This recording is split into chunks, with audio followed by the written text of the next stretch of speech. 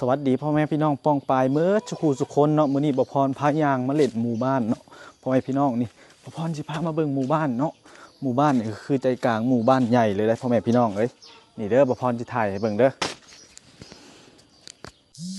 นี่บ่พรสิถ่ายให้เบิ่งพ่อแม่พี่น้องเอ้ย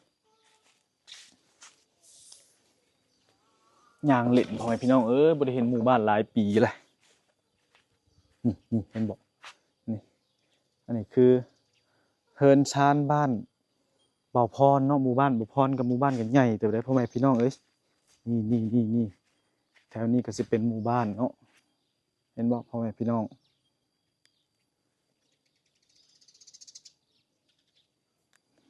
นี่คือหมู่บ้านบ่าวพรเนาะนี่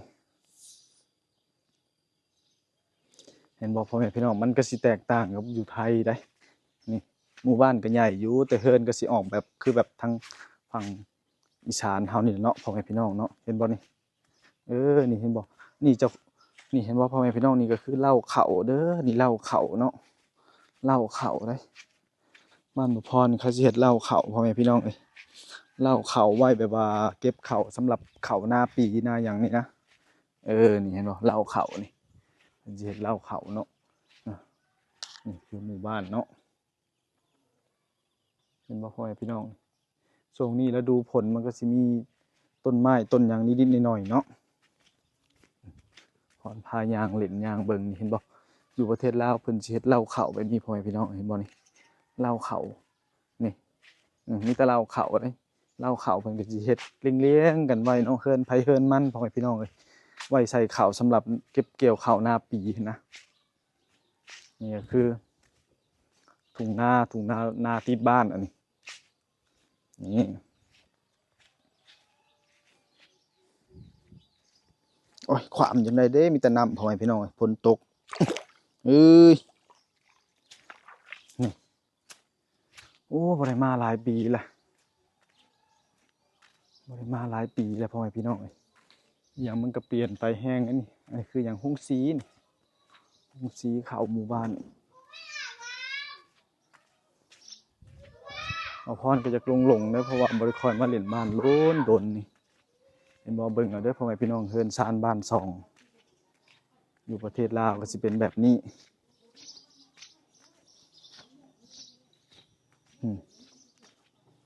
เฮินก็สิเฮินหลังน้อยๆเอาไม้เฮ็ดได้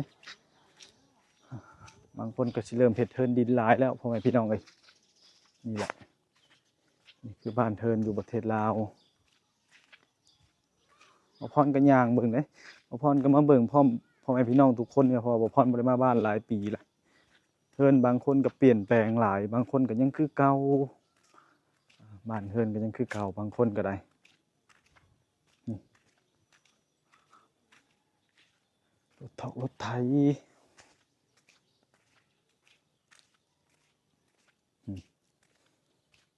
นี่จะเล่าเขาได้พ่อแม่พี่น้องเอ้ยเล่าเขาได้นี่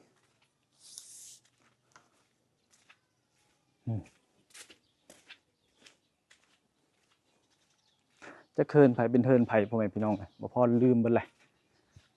เพราะว่ามันบ่ได้มาดนนะเฮินแต่ละคนเขาก็เปลี่ยนแปลงบางคนก็มั่างใหม่เฮ็ดใหม่เนาะว่าทุกสิ่งทุกอย่างบ้านเฮินมันก็เปลี่ยนแปลงไปหลาย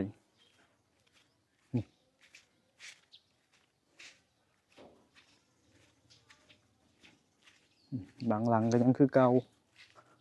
บางหลังก็เฮ็ดใหม่เฮ็ด2ชั้น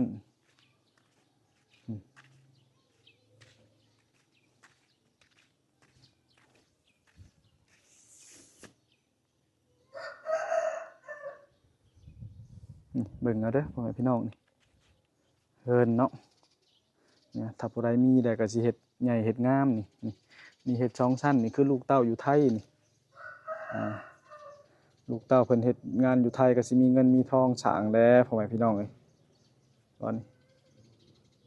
เป็นจั่งใดพ่อแม่พี่น้องเนาะคือกับเพิ่นบ้านเพิ่นอยู่แถวภาคอีสานอยู่บ่ภาคอีสานเพิ่นเฮ็ดเฮินแบบนี้บ่นี่คือลูกอยู่ไทยหลายเพิ่นก็สิเฮ็ดใหญ่เฮ็ดงามแหล้เห็นบ่สิมีเฮินพอกเฮินไฟเนาะน้ำบาดอกบาดาลเพิ่นก็เจาะแล้วเนาะก็เริ่มทันสมัยขึ้นนี่ก็คือทางไปวัดนี่ทางเข้าวัด พ่อแม่พี่น้องบ่พรไทยเบิ่งนี่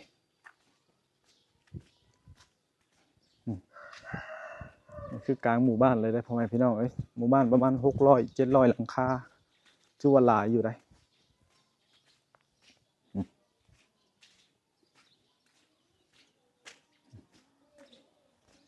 นี่โรงสีเนาะโรงสี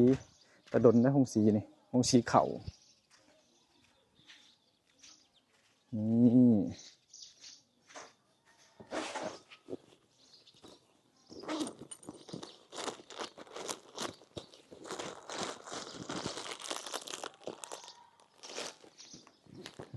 หลังนี่ก็มีแล้วนี่ลูกเต้าเพิ่นเฮ็ดงานอยู่ไทยเด้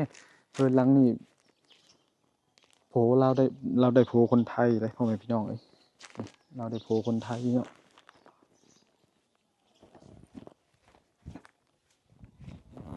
ได้โผคนไทยก็มีเงินมีทองบางคนคนไทยโรยเพิ่นก็ซัพพอร์ตดีเนาะผู้ใดคนลาวได้โผคนไทยก็ซัพพอร์ตดีโอ้ยเบิ่งถนนหนทางเนาะทุกคนมันนี่ก็นี่ทางไปไห้ไปนานี่บ่คืออยู่ไทยเด้พ่อแม่พี่น้องเอ้ยทางอยู่ไทยไปไห้ไปนานี่ปูยกปูยางเลยอยู่บ้านบ่พรบ่มีดอกทางปูยางไปนาเนาะ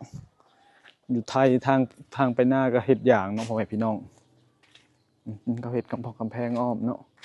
นี่คือคนเขามีเงินมีหยังอะไรโผคนไทยโผเราเป็นเฮ็ดงานต่างประเทศ